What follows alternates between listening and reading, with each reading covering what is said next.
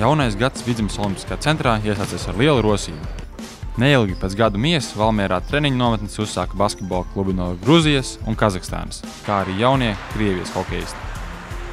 Ambiciozais basketbola klubs Tbilisi Armija, kas dibināts 2010. gadā un jau divreiz triumfējis Gruzijas čempionātā, Valmierā aizveda 11 dienu nometni.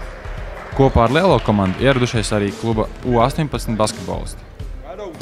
Otra basketbola vienība, kur uz 10 dienām viesojas Vidzemes Olimpiskajā centrā, ir Kazahstānas augstākās līgas klubs Kaspij, kas bāzējies Rietumkazahstānas pilsētā Aktau.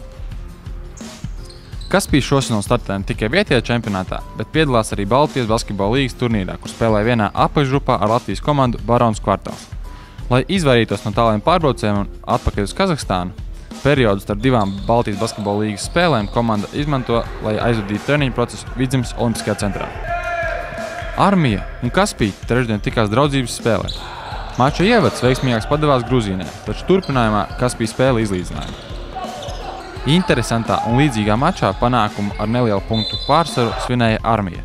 Mača laikā aktīvi tribīnēs darbojās kluba jaunieši, kas paši 11., 13. un 15. janvārī šeit pat Valmierā tiksies pārbaudas spēlē ar Latvijas basketbola līgas 2. un 3. divīzijas komandām. Otrdien Armija lielā komanda spēlēs ar Vidzemes augstskolu, bet ceturtdien spēkosies ar Latvijas basketbola līgas klubu Jūrmala Fēniks. Kamēr basketbola laukumos darbojas Kaspij un Armija, ledus laukumus uz 9 dienām ieņēmuši jaunie Sanktpēterburgas Uragan U16 vecuma hokejisti. Bez daudziem ledus treniņiem Uragan spēlētāji itin regulāri papildina savas spēku rezerves arī fitnes klubā Spēka pasaule. Trešdien viesi aizvadīja pārbaudas spēli pret hokeja klubu Tukums vienaudžiem. Lai arī spēle bija itin līdzvērtīga, Uragan svinēja drošu uzvaru ar 3-0. Vēl Pēterburgas hokejistiem svētdien gaidāms mačs pret Sāga Ogra hokejistiem.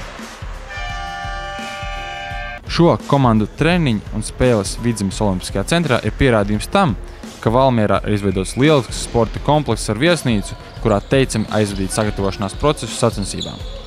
Vidzemes Olimpiskais centrs vienmēr ir laipni gatavs uzņemt gan profesionālās, gan jauniešu sporta veidu komandas.